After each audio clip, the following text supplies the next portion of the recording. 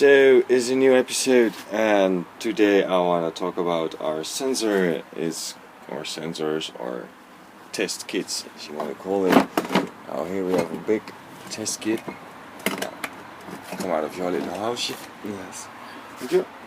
This is the Serac test kit I used in the sea aquarium. But yeah, it's now stable, so I know when it's not good. You can just see it in the sea aquarium. Like lovely stuff to have. Should show them. But anyway, we are talking about sensors, and this sensor is seneye, the pond version. You could update this one to the reef version, but it's the software, blah blah. So, and today we're gonna switch the sensor in the seneye because it's recording data day in day out, and sometimes it's bugging me with false information like this window, and then I click it away. And anyway, these are the values, but the pH is, since the last sensor when there was glue from this package on the sensor, it gave a really strange reading. Suddenly the pH was risen by 1 point. You see it refreshing. It's a little bit colder these days and ammonia is lower. You can see that ammonia is higher when the water temperature is higher also. So let's do some testing today.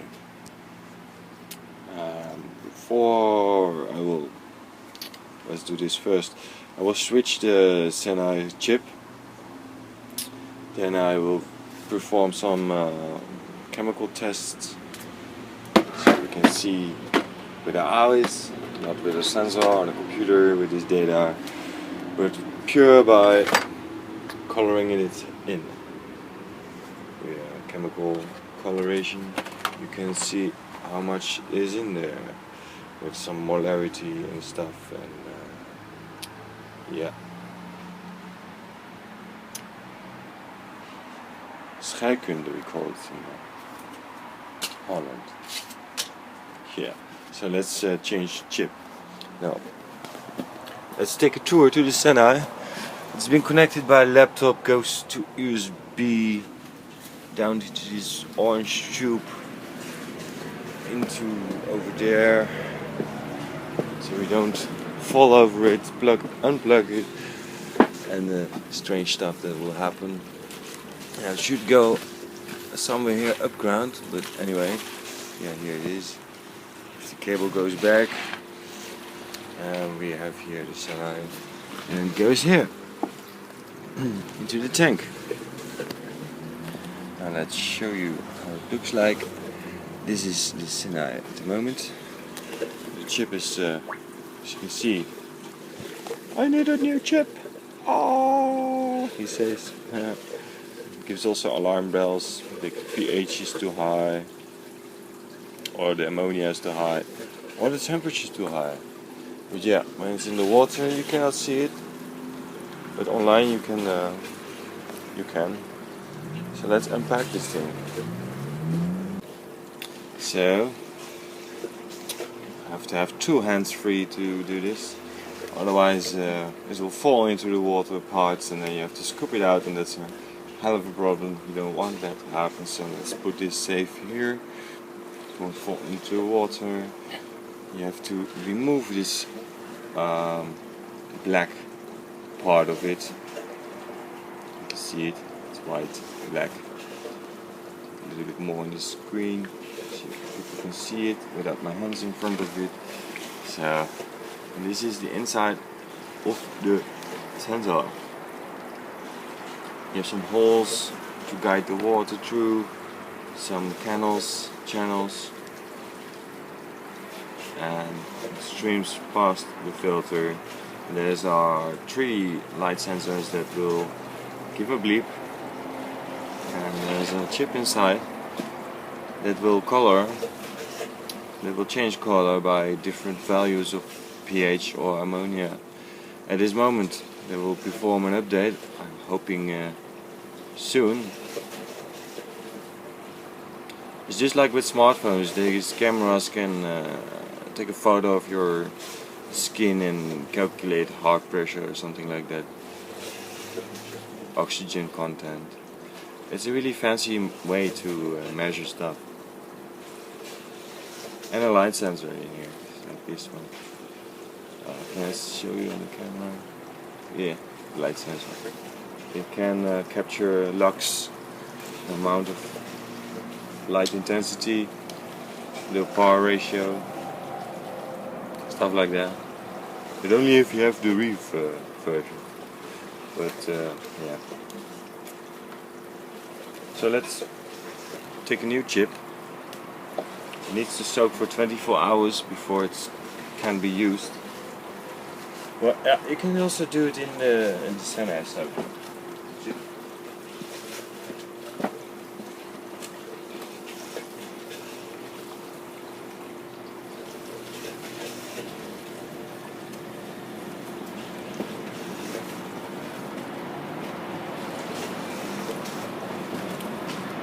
Here it is.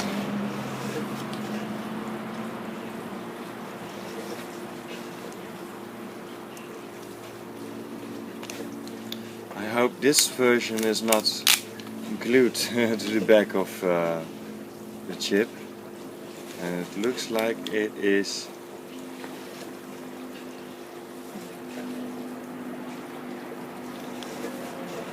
Almost again glued to the chip. The bastards.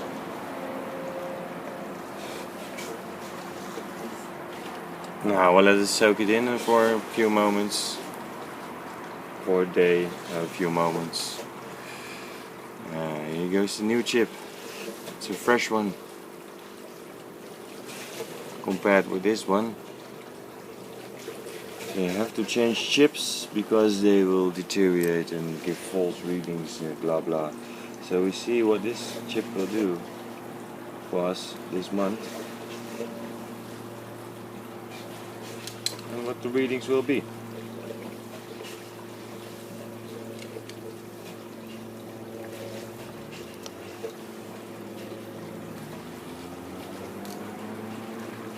Yeah, that's it, and then it goes back to the tank. Now let's activate this chip. So I will be back soon. So the slide has been successfully activated. Now we can go back to our daily basis of taking measurements. So you can see it's taking new measurements right now. But it might be false. We need to wait one day before this chip will work properly. I never did this without waiting, so I want to know what happens to find out. So here we are. Now let's do some chemical testing with pH, NO2, NH4, NH3 and NH3, like ammonia, nitrate and nitrate, and pH. So let's fill up the curves. This one needs 5, so 1, 5, 5,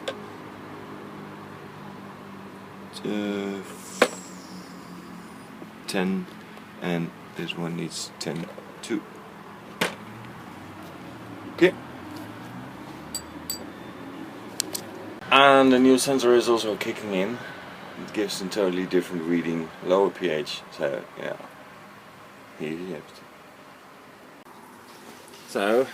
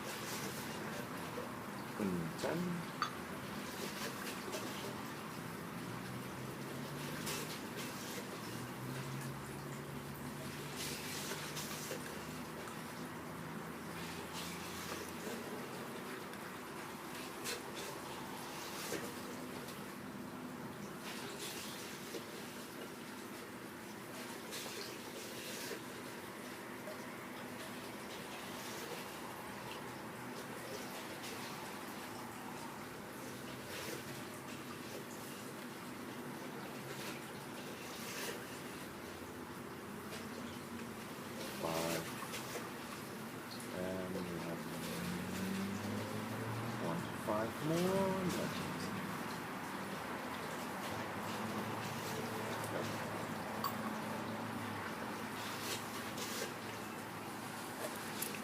So we have them.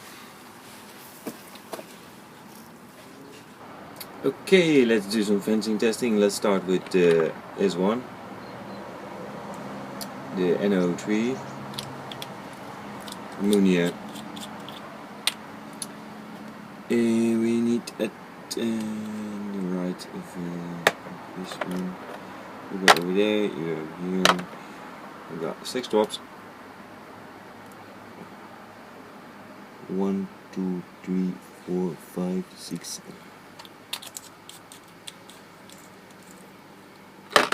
Still a little bit around. Number 2. 1, 2, 3, 4, 5, 6. Stir it up. So, we need to have a spoon.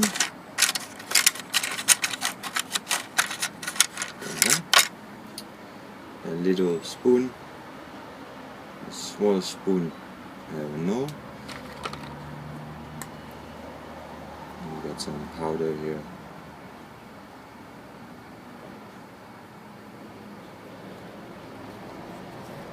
So 1 spoon of it.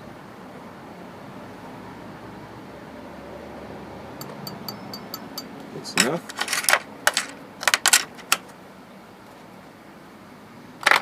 And then yes, the funny part about testing ammonia, if you leave the curve with water a few days behind, like you leave it there,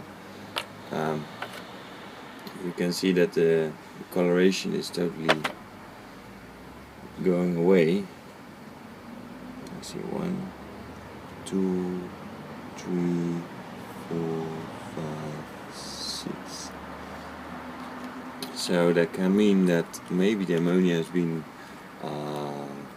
changed to nitrate and then to nitrate.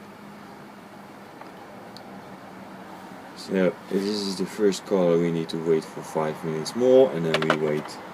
Then we know if this colorization is something in the measurement. Now let's test pH. We need a curve of 5 milliliters. That would be this one, and it needs 4 drops. Let's see, 1, 2, 3, 4. There we go. So we can go back. This one can also go back. These can also go back.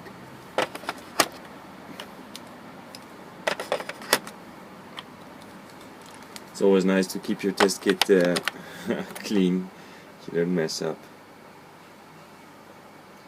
And this looks like the pH of today. Now here we have the NO2. This might be nitrate. Nitrate. 5 drops in a vial of 5 milliliters of water. That would be this one. So here we go. 1, 2, 3, 4, 5. Let's turn the camera a little bit this way. Let's see a little bit more. I hope it won't fall. This iPad.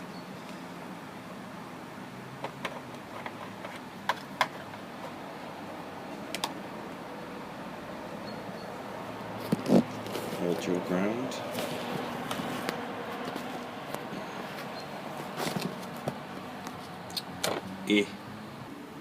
So there we are, again back. 2 more drops to go for the nitrate. Nitrate, this one. 1, 2, 3, 4, 5. That's it.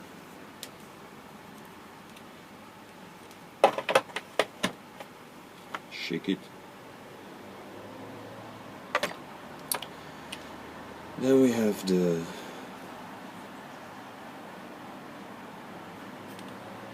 this is the ammonia. This is the nitrate. Anyway, let's test it. 6 drops. 1, 2, 3, 4, 5, 6.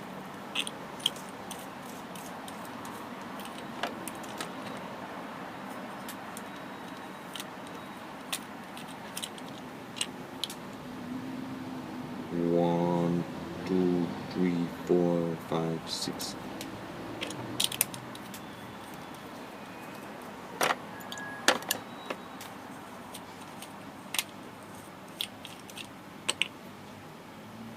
And the last one.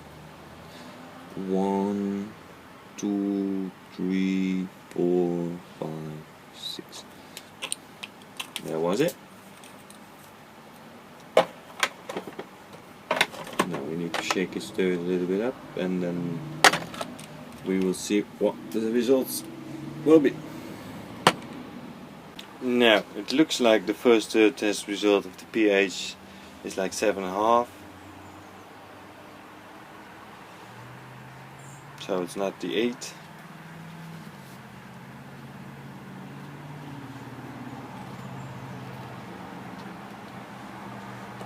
It's not this color. It's not this color. It is more this color. So a pH of 7.5 is not so bad. It's good. We went very high, but it was at the start of the system. Now it's like declining, stable. It's nice. Now if we look at the other results, it's very dramatic, if I can say. We want to grow a lot of produce and food and stuff, but the end result is that the plants are we have too many plants versus the 25 fish we have at the moment to give life to this whole system. So I think our next step is bringing more fish into the system that will give more nutrients to the system, because we have a very optimal condition. Because it's like you have to see it in sunlight. Yeah, definitely. Maybe there's some ammonia. No, it's not ammonia. It's not the color I see, but it's changing halfway. So there's a little bit of ammonia. Yeah, we can measure it, but it's like very low. Yeah. So that's our measurement for today with our test kit and our seneye. I will give an update on the Facebook page, and you can see it the next day when the chip kicks in. I found it. We have like 0.5 milligrams per liter, and we have pH of like 7.5. So that means that it's the actual ammonia level. It's not that far away, so okay. And it's what it is, harmless. Yeah.